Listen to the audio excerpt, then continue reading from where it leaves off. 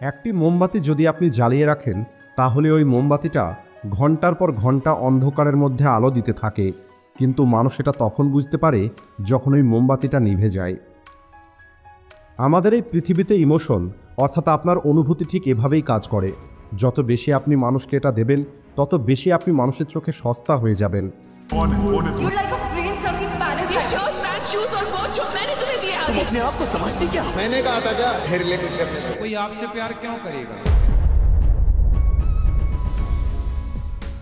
মানুষের অনুভূতির শেয়ার বাজারে আপনাদেরকে স্বাগত জানাই, যেখানে ভালোবাসা, সহানুভূতি এবং বিশ্বাসের মতো জিনিসকে লাক্সারি শেয়ারের মতো করে রাখা হয় এবং কষ্ট, ধোঁকা, আঘাত এগুলোকে দুর্বল শেয়ারের মতো ফেলে দেওয়া হয়। আপনি কি কখনো ভেবে দেখেছেন যখন একটা মানুষ তার জীবনে গ্রো করে তখন ওই মানুষটা অটোমেটিক্যালি ভ্যালুয়েবল হয়ে যায়। অন্যদিকে যখন একটি মানুষের স্ট্রাগল করে তখন ওই মানুষটিকে সবাই একটি বোঝা মনে করে। এর কারণ হলো মানুষ আপনাকে ভালোবাসে না, মানুষ কেবলমাত্র আপনার উপরে ইনভেস্ট করে। আর আপনার ইমোশন, আপনার অনুভূতি এটা হলো তাদের জন্য একটি অ্যাসেট, যেগুলো ইউজ করে তারা আপনাকে নিজের প্রয়োজনে ব্যবহার করবে। মানুষ আপনার দুর্বলতাগুলোকে নিয়ন্ত্রণ করার জন্য এগুলোকে ব্যবহার করবে, আপনার কাইন্ডনেসকে নিজের স্বার্থের জন্য ব্যবহার করবে এবং আপনার নীরবতাকে নিজের পাওয়ারের জন্য ব্যবহার করবে। আর এটাই হলো কারণ, আপনি যত বেশি ইমোশনাল হবেন, যত বেশি দয়ালু হবেন, তত বেশি মানুষ আপনাকে ব্যবহার করবে। অর্থাৎ আপনি অন্য মানুষের জন্য তত বেশি প্রফিটেবল অ্যাসেট। আপনি একবার ওই সময়ের কথাটা মনে করে দেখুন, যে সময়ের মধ্যে দিয়ে আপনিও কখনো না কখনো গেছেন। আপনি সেই সমস্ত বন্ধুদেরকে সাহায্য করেছিলেন যাদের আপনাকে প্রয়োজন ছিল। আপনি তাদেরকে বিশ্বাস করে টাকা ধার দিয়েছেন, তাদের কাজ করে দিয়েছেন। আপনি আপনার টাইম, সাপোর্ট, অ্যাটেনশন সব কিছু তাদেরকে দিয়েছেন। আপনি নিজে ডিপ্রেশনের মধ্যে থাকার পরেও তাদেরকে আপনি মোটিভেট করে গেছেন যাতে তারা তাদের খারাপ সময় থেকে বেরিয়ে আসতে পারে। আপনি সবসময় এই মানুষগুলোর সাথে ছিলেন, কিন্তু এর পরিবর্তে আপনি কি পেয়েছেন? আপনার যখন ওই বন্ধুদেরকে প্রয়োজন হয়েছে, আপনি যখন ওই বন্ধুদেরকে মনে করেছেন, আর যখন আপনি আপনার বন্ধুকে ফোন করেছেন,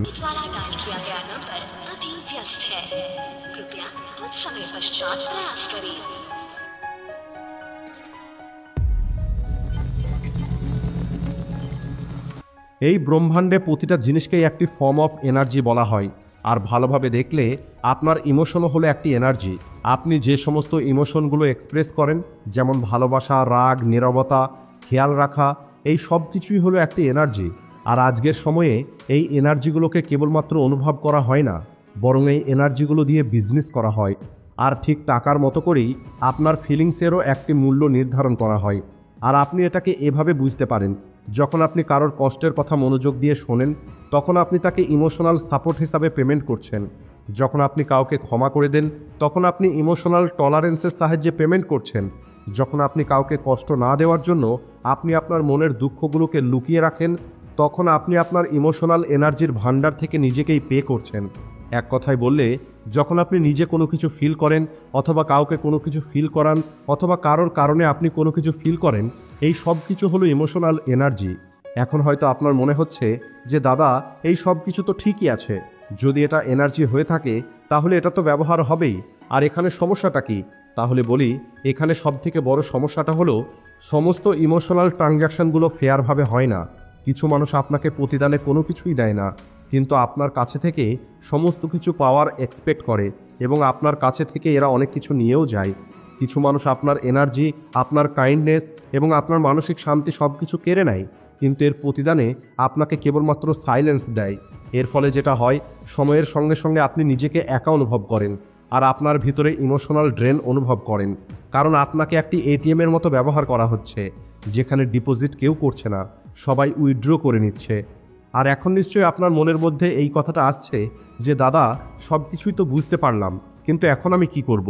আমি কি বেঁচে থাকাই বন্ধ করে দেব, নাকি মানুষের সঙ্গে দেখা করা বন্ধ করে দেব? তাহলে বলি, আপনার এই সব কিছু করার কোনো দরকার নেই। আপনাকে কেবলমাত্র এই ইমোশনাল স্টক মার্কেটে মাস্টার হতে হবে। আর এটা করার জন্য আপনাকে দুটো স্টেপ ফলো করতে হবে। প্রথমত হলো এর পিছনে ডার্ক রিয়ালিটিটা জেনে, আর দ্বিতীয়ত কিছু আনরিটার্ন রুলস সম্পর্কে জেনে। তো চলুন সবার আগে জেনে নেওয়া যাক ডার্ক রিয়ালিটি সম্পর্কে। আপনি কেবলমাত্র তখনই ভ্যালুয়েবল হবেন যখন আপনি ইউজফুল হবেন। দেখুন, মানুষ আপনাকে ভালোবাসে না, বরং এরা কেবলমাত্র আপনার দ্বারা করা কাজকে ভালোবাসে। আর এটাই হলো কারণ যে যখন আপনি এগিয়ে যাবেন, রেসপন্সিভ হবেন, হেল্পফুল হবেন, এন্টারটেইনিং হবেন, তখনই মানুষ আপনার সঙ্গে থাকবে। আর যখনই আপনি মানুষকে ভ্যালু দেওয়া বন্ধ করে দেবেন, মানুষ আপনার সঙ্গ ছেড়ে দেবে।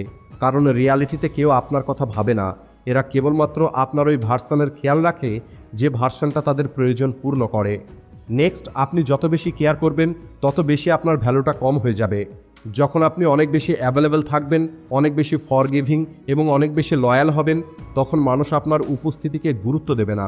কারণ তাদের মাইন্ডে আপনি সবসময় কিছু না কিছু দিচ্ছেন, যে কারণে আপনার কাইন্ডনেসটা তাদের কাছে একটি অভ্যেস হয়ে যাবে আর আপনার উপর একটি ডিসকাউন্ট লেভেল তৈরি হয়ে যাবে, যার ফলে আপনার কাছে থেকে সবসময় সাইলেন্স এক্সপেক্ট করা হবে। এর কারণ হলো আমরা রিলেশনে নয় বরং ট্রানজ্যাকশনের মধ্যে বেঁচে থাকি।